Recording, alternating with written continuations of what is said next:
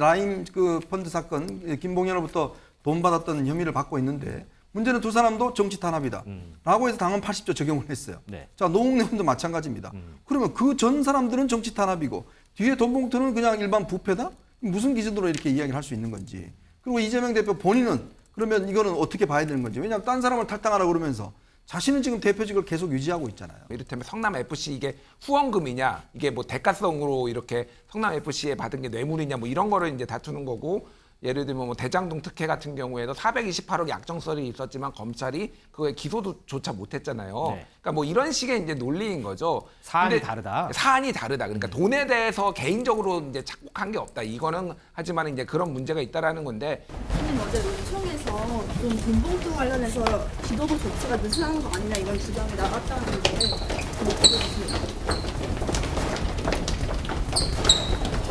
사실은 좀 어떤 방향으로 여실 예정이세요?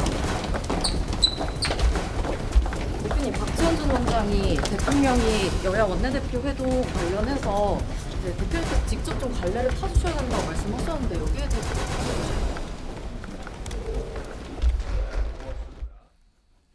자, 민주당 상황도 좀 보겠습니다. 민지수 기자. 어제 우리가 이제 방송하던 시간에 여의도 국회에서는 민주당이 박광원 원내대표 체제 들어서서 처음 의원총을 했어요. 네. 시간이 겹치다 보니까 저희가 전해드리를 못했는데 거기서 나온 얘기들을 이렇게 종합을 해보면 수위들이 상당히 셌다면서요. 맞습니다. 이 쇄신 의총 이 자유토론장에서 의원 25명이 모두 마이크를 잡고 약 3시간 동안 발언을 했다라고 하는데요. 이 자리 본격적인 이 지도부 성토 자리였다라고 아하. 전해졌습니다. 진상조사는 도대체 왜 안 하느냐, 못하는 이유 이재명 대표 사법 리스크 때문 아니냐 이런 이야기로 이어졌습니다. 현장 발언 듣고 오시죠.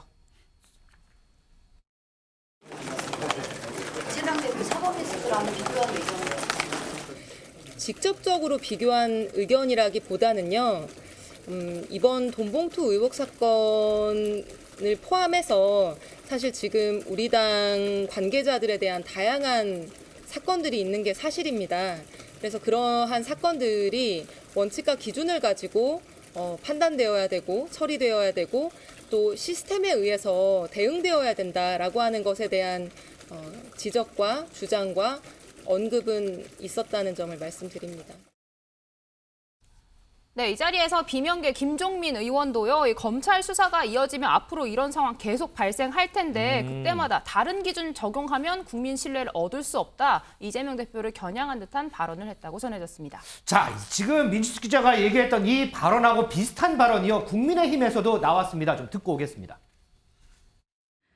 언론 보도에 따르면 이재명 대표가 전날 윤관석 의원을 만나 저녁 식사를 하는 자리에서 윤 의원에게 탈당해야 한다고 설득했다는 것입니다. 이재명 대표에게 염치라는 건 없나 봅니다. 윤관석, 이성만 의원에게 했듯이 이재명 대표에게도 동일한 잣대를 대십시오. 돈봉투 의혹과 관련해 당사자로 지목된 윤관석 의원과 이성만 의원 등 떠밀려 자진 탈당을 외쳤고 이로 인해 민주당식 꼬리 자르기 시즌2가 시작됐습니다.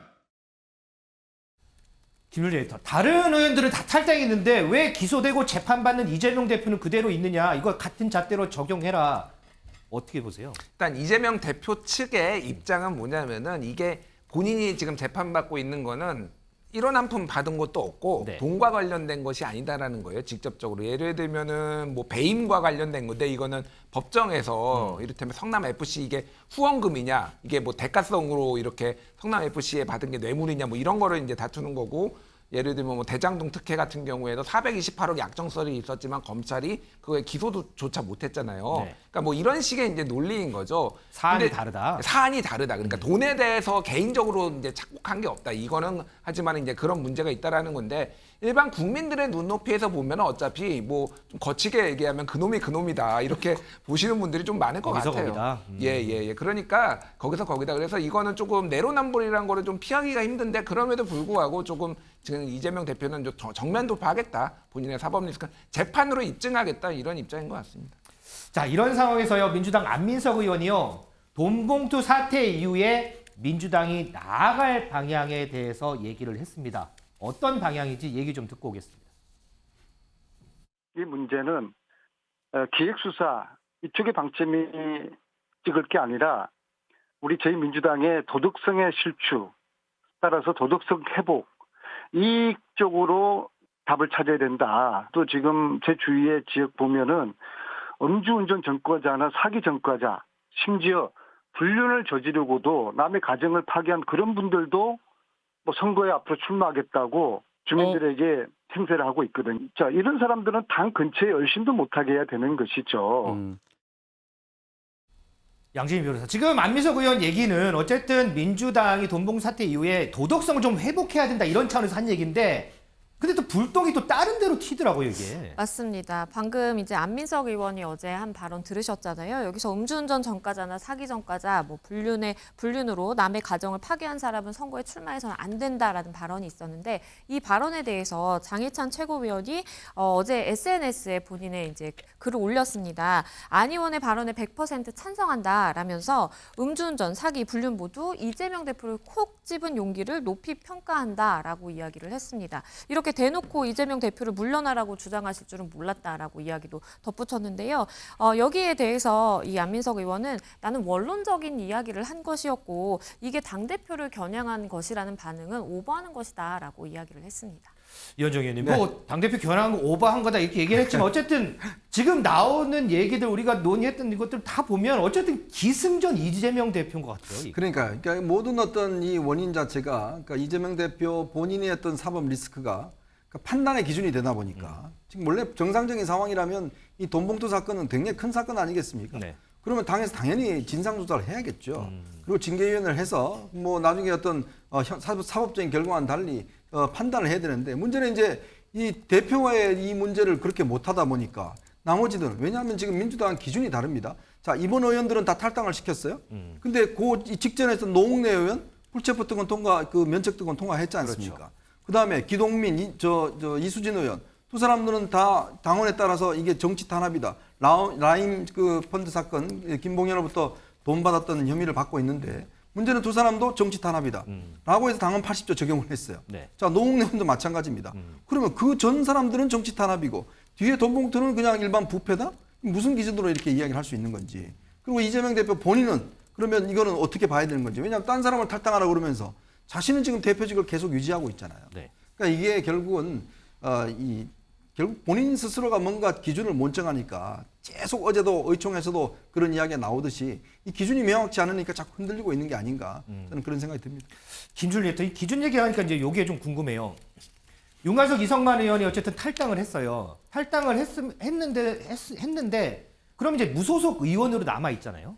그럼 이제 검찰에서 지금 돈봉투 의혹과 관련해서 이제 수사를 하고 있어서 혹시나 윤관석 이성만 의원에게 구속영장 청구를 했어요. 그러면 국회에서 어쨌든 의원이니까 체포동의안 표결이 이루어질 거 아니에요. 네. 자, 그러면 과연 민주당은 어떤 선택을 할까? 이 부분이 상당히 궁금하거든요. 이게 그러니까 뭐 당론으로 정하지는 않을 거고요. 심지어는 이재명 대표의 체포동의안과 관련해서도 당론으로 정하지는 않았습니다. 다만 물론 이제 그렇죠, 예. 그런 식으로 이제 분위기를 좀 잡았습니다. 그런데 지금 민주당 쪽 얘기를 좀 들어보면은 만에 뭐 그 체포동의안 얘기까지 구체적으로 나오지는 않았지만은 의원들 개개인이 좀 냉정하게 평가할 가능성이 굉장히 높아 보입니다. 냉정하게요? 예, 그러니까 뭐 체포동의안이 저는 통과될 가능성이 높다라고 이번 사안에 대해서는. 그러니까 그럴 가능성이 상당히 있어 보입니다. 그거는 물론 이제 그 혐의에 대해서 구체적으로 또 보고서 의원들이 좀 판단을 하겠지만은 왜냐하면은 지금 쇄신론이 굉장히 강하게 일고 있거든요. 그렇죠. 다음 주 수요일에 제가 그 뭐 토론자로 이제 발제자로 참여도 하는데 더 좋은 미래에서 이거와 관련해서 조금 강도 높게 조금 토론 민주당의 개혁 방향에 대해서 얘기를 또 하려고 하고 있고 개별 단위에서 의원들이 좀 강하게 좀 당의 쇄신을 요청하고 있어요. 그러니까 의원총회도 이제 열리고 그런 분위기로 봤을 때 이거를 뭐 통과를 안 시킨다 체포동의안을 그럼 또 방탄 이거가 그러겠죠. 생기잖아요. 물론 그거를 통과시키면은 또 이재명 대표와 비교하면서 또 뭐 이중잣대 또 생기겠지만은 이거는 좀 정변 돌파해야 되겠다는 민주당 의원들의 좀 의지가 강한 것 같습니다. 자, 이제 뭐 가정법이긴 합니다. 만약에라는 가정이 붙긴 하지만요. 혹시나 체포동의안이 국회로 넘어왔을 때 과연 민주당이 어떤 이런 표결을 할지 이 부분도 좀 관심이 쏠리는 대목인 것 같습니다.